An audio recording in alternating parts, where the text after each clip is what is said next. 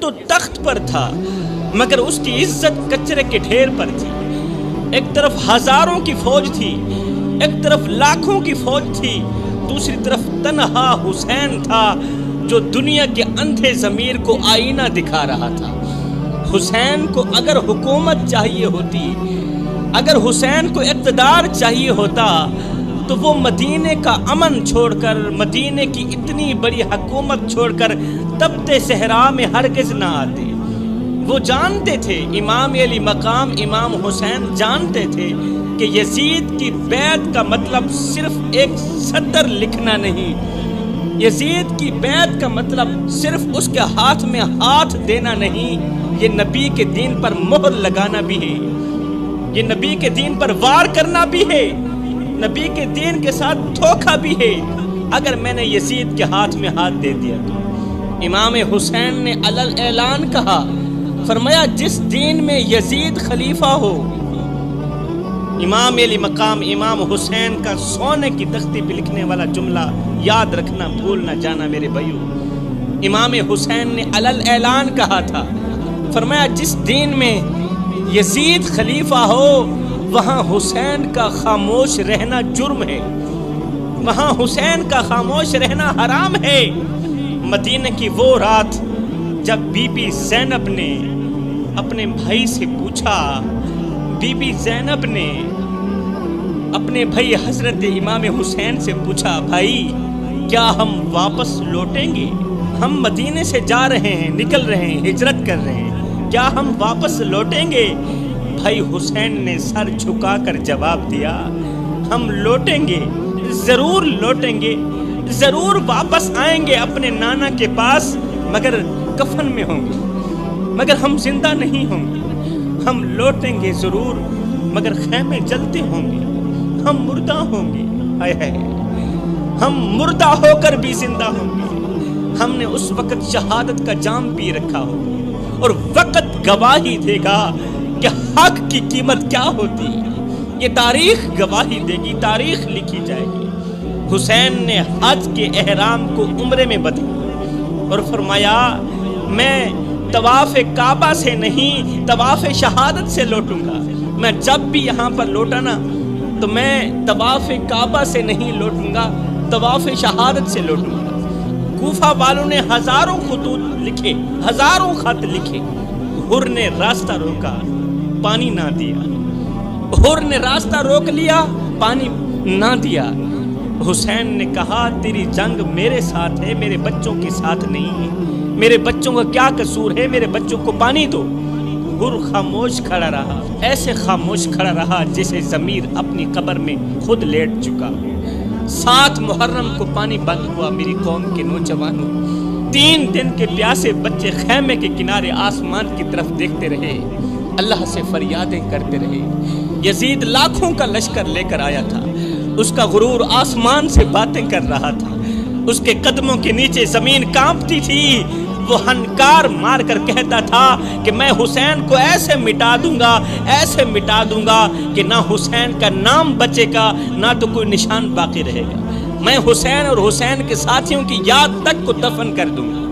مگر پھر کچھ یوں ہوا کہ علی کے لال نے یزید کو ایسا گندا کر کے ہرایا، ایسا گندا کر کے ہرایا یزید کو کہ آج 14 صدیاں بعد بھی پوری کائنات کے اندر اتنے لوگ یزید کے نام پر جینے کو تیار نہیں جتنے لوگ میرے حسین کے نام پر مرنے کو تیار ہیں۔ جوانوں آج 14 صدیاں گزر چکی، یزید کا نام لینے والا شرماتا ہے۔ یزید کے نام پر جینا تو رہی دور کی بات، ہم تو یزید کا تذکرہ بھی گالی کے بغیر نہیں کرتے، کیونکہ یزید وہ بدنما داغ ہے، یزید وہ بدنما دھبا ہے جسے تاریخ نے بھی قبول کرنے سے انکار کر دیا۔ یزید مٹ گیا، یزید کا محل کھنڈر میں بدل گیا، مگر حسین کی کربلا آج بھی ہمارے لیے جنت سے کم نہیں ہے۔ حسین کی کربلا سے آج بھی جنت کی خوشبو آتی ہے۔ کربلا سے لے کر آج تک کسی بھی ماں نے اپنے بیٹے کا نام یزید نہیں رکھا، کسی بھی ماں نے اپنے بیٹے کا نام یزید نہیں رکھا، کیونکہ یہ نام گالی سے بھی زیادہ گندا ہے۔ آج بہت سے لوگ یزید کا دفاع کرنے کی کوشش کر رہے ہیں۔ میں کہتا ہوں اگر یزید تمہیں اتنا ہی اچھا لگتا ہے، سچا لگتا ہے، تو پھر اپنی اولاد کا نام بھی یزید رکھ لو، رکھو نا اپنی اولاد کا نام یزید، مگر نہیں رکھ سکتے کیونکہ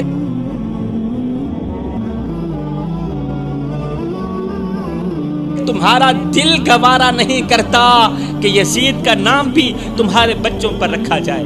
اور حسین کی محبت کا عالم یہ ہے کہ ہمارے محلے کی ان پڑھ عورت جس نے نہ کبھی تقریر سنی نہ کبھی حسین کے بارے میں پڑھا، وہ جب اپنے بیٹے کو کھٹی دینے کی باری آتی ہے نا تو کہتی ہے میرے بیٹے کو کھٹی دینا تو حسین کے نام کی دینا۔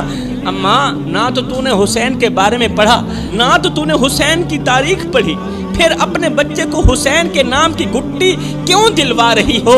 وہ کہتی ہے بیٹا میں ان پڑھ ضرور ہوں مگر اتنا ضرور جانتی ہوں کہ جن کا نام حسین ہو تاریخ انہی بہادروں میں لکھتی ہے۔ جن کا نام حسین ہو نا تاریخ تو انہی بہادروں میں لکھتی ہے، کیونکہ میں نے سنا ہے جو حسین ہے وہ جنتی نوجوانوں کا سردار ہے۔ اللہ اکبر۔ جوانوں آج کی اس بیان میں ہم بات کریں گے کہ آخر امام علی مقام امام حسین علیہ السلام نے اپنا سر کٹوانے میں دیر ہی کیوں کی۔ آج کے بیان میں ہم ایک گہری معلومات فراہم کریں گے۔ ہم بتائیں گے کہ آخر امام علی مقام امام حسین علیہ السلام نے اپنا سر کٹوانے میں دیر کیوں کی؟ آخر آپ نے اپنی شہادت کو سب سے آخر میں کیوں رکھا، جبکہ یزید کا اصل ٹارگٹ تو حسین تھا نا؟ ہاں، یزید کا جو اصل ٹارگٹ تھا وہ حسین تھا۔ اگر امام علی مقام امام حسین اور پہلے شہید ہو جاتے تو علی اکبر بھی بچ جاتا، اور پہلے شہید ہو جاتے علی اصغر بھی بچ جاتا، اور پہلے شہید ہو جاتے اون محمد بھی بچ جاتا، قاسم بھی بچ جاتا، کیونکہ یزید کا ٹارگٹ حسین تھا۔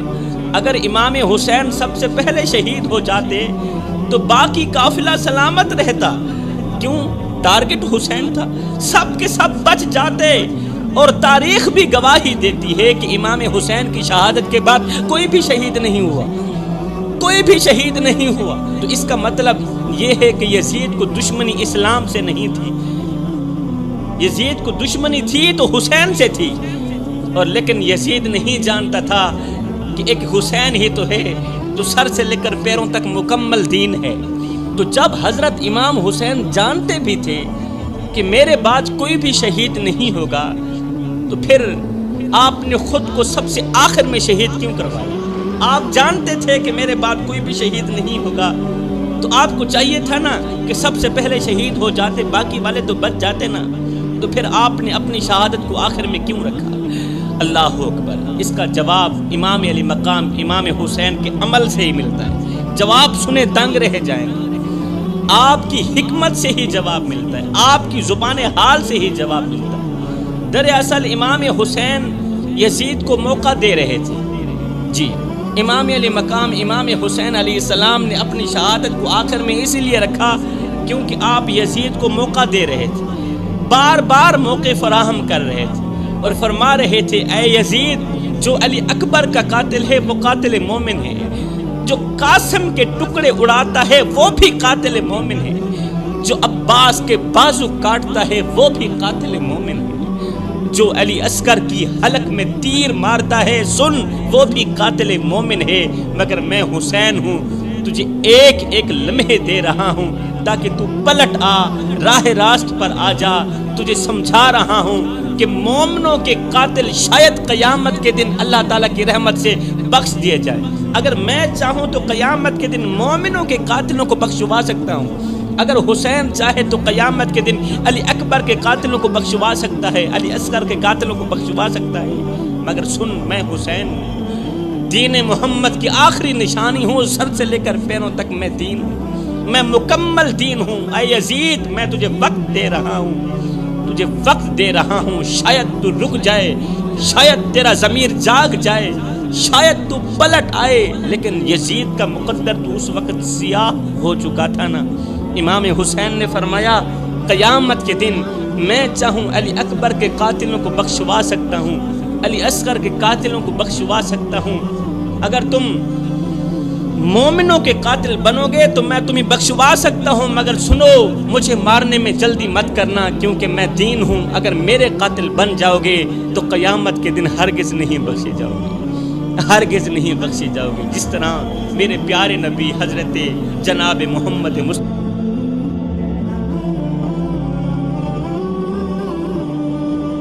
صلی اللہ علیہ وسلم، آپ نے فرمایا تھا نا، اے میری امتی تو آگے بھاگتا رہا، میں پیچھے تیرا دامن پکڑتا رہا، تو کہاں جا رہا ہے؟ آگے جہنم کی آگ جلی ہوئی ہے، تو جہنم میں گرنا چاہتا ہے، جہنم میں چلنا چاہتا ہے، تو آگے کی طرف بھاگتا رہا، میں محمد پیچھے تیرا دامن پکڑتا رہا، اور آگے آگ ہی آگ ہے، آگے غفلت ہی غفلت ہے، لیکن تو نے میری نہ مانی۔ میں تو تجھے بچانے کے لیے آگ کے کنارے تک گیا کہ شاید تو میرے ہاتھوں میں آ جائے، شاید تو بچ جائے، مگر تو نہ بچ سکا۔ لیکن امام علی مقام امام حسین نواسہ بھی تو رسول خدا کا تھا نا، رسول اللہ کا تھا نا۔ آپ نے فرمایا اے یزید میں تو تجھے بچاتا رہا، تو بچ جا، مگر تو نہ بچا، تیرا ضمیر نہ جاگا، تو نہ پلٹا، کیونکہ اس وقت یزید کا مقدس سیاہ ہو گیا تھا، یزید کی پیشانی پر لعنت لکھی جا چکی تھی۔ آج امام حسین کا آخری دن تھا، شہید ہونے سے کچھ دیر پہلے، کچھ لمحے پہلے حضرت امام حسین نے اپنی بہن حضرت سیدہ زینب کو کہا، اے میری بہن، یہ جو میری بیٹی سکینہ ہے نا، میری ننھی بیٹی سکینہ ہے نا، اس کا خیال رکھنا، میری بیٹی جب روئے تو میری بیٹی کو سینے سے لگا لینا، کیونکہ آج کے بعد وہ باپ کے پیار کو ترسے گی، کیونکہ آج کے بعد میری بیٹی باپ کی محبت کو ترسے گی۔ جب رات کے سناٹے میں میری ننھی بیٹی اٹھ کر پوچھے نا کہ میرے بابا کہاں ہیں، تو اسے جھوٹ مت بولنا، بس اسے اپنے آنچل میں لے لینا، اپنے آنچل میں لے لینا۔ اور اگر میں حسین کی بیٹی ضد کرے کہ میں نے ہر حال میں اپنے بابا کے ساتھ ہی سونا ہے، تو فوراً اسے اپنے پہلو میں سلا لینا، فوراً میری بیٹی کو اپنے پہلو میں سلا لینا، کیونکہ میری سکینہ کو تو میرے بغیر نیند بھی نہیں آتی، کیونکہ میری سکینہ تو سوتی بھی میری انگل پکڑ کے ہے کہ کہیں میرے بابا چلے نہ جائیں۔ اے میری بہن زینب، میرے جانے کے بعد، میرے شہید ہونے کے بعد اگر میری بیٹی سکینہ میرے سر کی چادر مانگے تو اسے میں حسین کے سجدے کی مٹی دے دینا، چادر نہ دینا، میں حسین کے سجدے کی مٹی دے دینا، انشاءاللہ میرے سجدے کی مٹی میری بیٹی کو سکون دے گی۔ اگر میری بیٹی کربلا کی خاک پر بیٹھ کر مجھے آواز دے، کربلا کی تپتی ریت پر بیٹھ کر اگر میری سکینہ میں باپ کو آواز دے، تو آسمان کی طرف انگل اٹھا کے اسے صرف اتنا کہہ دینا کہ اے سکینہ، تمہارے بابا وہی ہیں جو اسی خاک پر اپنا سب کچھ قربان کر کے گئے، جو اسی خاک پر اپنا سب کچھ قربان کر کے اللہ کے پاس چلے گئے۔ آخر میں امام حسین نے کہا، اے میری بہن زینب، جب میری بیٹی کو خاموش بیٹھے دیکھنا تو سمجھ جانا کہ وہ باپ کی آغوش کو یاد کر رہی ہے، اور اگر وہ سسک سسک کر روئے، اگر میری بیٹی سکینہ سسک سسک کر روئے، تو بس اسے اپنے دل سے لگا لینا اور اسے صبر کی تلقین کرنا، اور کہنا کہ تمہارے بابا اللہ کے پاس چلے گئے ہیں اور جنتی نوجوانوں کے سردار بن گئے ہیں۔ آخر کار امام علی مقام امام حسین گھوڑے پر سوار ہوئے، دل زخمی، ہاتھوں میں تلوار، پیچھے لٹتے خیمے، سامنے ظلم کا لشکر، نیام سے تلوار نکالی، تلوار فضا میں بلند ہوئی۔ جوانوں، جب تلوار فضا میں بلند ہوئی تو صحرا کی ہوا رک گئی، وقت تھم گیا، ریت نے سانس لینا چھوڑ دیا۔ ایسا لگ رہا تھا جیسے صدیق کی صداقت، فاروق کی عدالت، عثمان کی سخاوت اور علی کی شجاعت سب حسین کے سر پر پہرا دے رہی ہوں۔ علی کے لال نے جب فضا میں تلوار لہرائی تو یزیدیوں کے دل پھٹنے لگے۔ جب فضا میں تلوار لہری علی کے لال کی تو یزیدیوں کے دل پھٹنے لگے، آنکھوں سے وحشت برسنے لگی اور گردنیں کٹتی ہوئی نظر آنے لگیں۔ حسین کی تلوار چلی، دائیں چلی، بائیں چلی، دشمن کی صفوں میں زلزلہ آ گیا، یزید کے لشکر میں چیخ و پکار مچ گئی۔ حسین کی تلوار کبھی دشمن کی گردن ٹکڑے کرتی، کبھی دشمن کے سینے ٹکڑے کرتی۔ امام علی مقام امام حسین کا ہر وار عدل کا اعلان تھا، ہر ضرب باطل کے منہ پر تماچا تھی۔ یزیدی گھوڑے سمیت گرتے جا رہے تھے، جہنم واصل ہوتے جا رہے تھے۔ آواز بلند ہو رہی تھی، رکو! یزید آواز بلند کر رہا تھا، رکو! یہ کوئی عام سپاہی نہیں، یہ محمد کا نواسا ہے، یہ وہ ہے جس کے قدموں کی خاک جنت کے تاج سے بہتر ہے، جس کے قدموں کی خاک جنت کی مٹی سے بہتر ہے۔ حسین کی تلوار چلتی رہی میری قوم کے نوجوانوں، یزیدیوں کے گلے کاٹتی رہی۔ اب اس تلوار کو کوئی نہیں روک سکتا، اب اس تلوار کو کوئی نہیں روک سکتا، دنیا کی کوئی طاقت اس تلوار کو نہیں روک سکتی۔ مگر اچانک حسین کی تلوار رک گئی، یزیدیوں میں ہلچل مچ گئی۔ جس تلوار کو پیاس نہ روک سکی، جس تلوار کو علی اکبر کی لوٹی جوانی نہ روک سکی، جس تلوار کو علی اصغر کی پیاس نہ روک سکی، وہ تلوار اچانک کیسے رک گئی؟ وہ تلوار اچانک کیسے رک گئی؟ کیوں؟ اس لیے کہ نماز کا وقت ہو گیا۔ ہائے ہائے، نماز کا وقت ہو گیا تھا۔ نماز اتنی تو پیاری تھی نا حضرت امام حسین، آگے دشمن ہے، پیچھے دشمن ہے، دائیں دشمن ہے، بائیں دشمن۔ حسین کی تلوار چل رہی ہے، اچانک تلوار رک گئی ہے، کیوں؟ نماز کا وقت ہو گیا۔ میں نے کہا اے علی کے لال، آگے دشمن کھڑا ہے، پیچھے دشمن، دائیں دشمن، بائیں دشمن، تلوار چلنی چاہیے تھی، تلوار کیوں رکی؟ فرمایا چپ کر مولوی، نماز اس سے بھی زیادہ اہم ہے، نماز تلوار چلانے سے زیادہ اہم ہے۔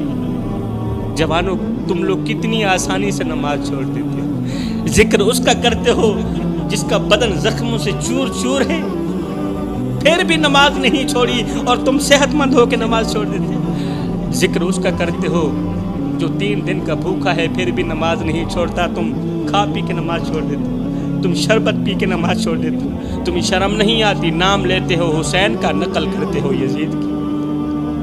یزید بھی کل تک شراب پیتا رہا، تم بھی شراب پیتے ہو۔ یزید بھی کل تک کتے نچاتا رہا، تم بھی بندر نچاتے ہو۔ یزید بھی کل تک جھوٹ بولتا رہا، تم بھی جھوٹ بولتے ہو، نام لیتے ہو حسین کا، نقل کرتے ہو یزید کی، تمہیں شرم نہیں آتی؟